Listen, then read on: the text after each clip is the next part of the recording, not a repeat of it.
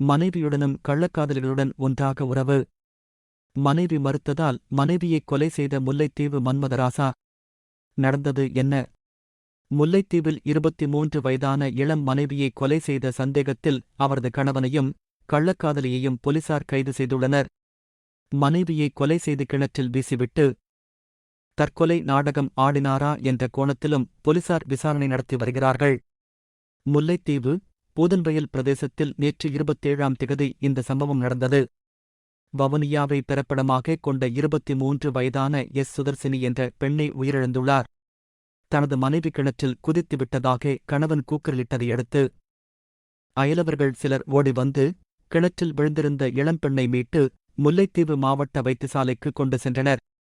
எனினும் அவர் வைத்தியசாலைக்கு கொண்டு செல்லப்படும் போதே உயிரிழந்திருந்தார். தனது மனைவி கிணற்றில் குதித்து தற்கொலை செய்து கொண்டதாக உயிரிழந்த பெண்ணின் கணவர் போலீசாரிடம் தெரிவித்தார்.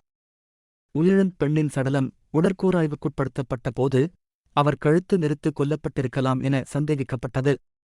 இதையடுத்து உயிரிழந்த பெண்ணின் கணவரை போலீசார் கைது செய்து விசாரணை நடத்திய போது தனது மனைவி இருக்கும் போதே அவரை விடவும் வயதில் குறைந்த கள்ளக்காதலியையும் வீட்டுக்கு அழைத்து வந்து தங்க வைத்திருந்தது தெரியவந்தது.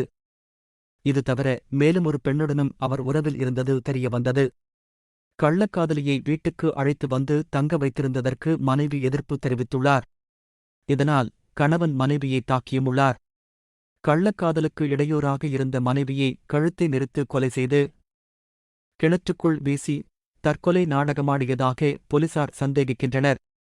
இந்த கொலைக்கு உடந்தையாக இருந்த சந்தேகத்தில் கள்ளக்காதலியையும் உள்ளியவளை போலீசார் கைது செய்துள்ளனர்.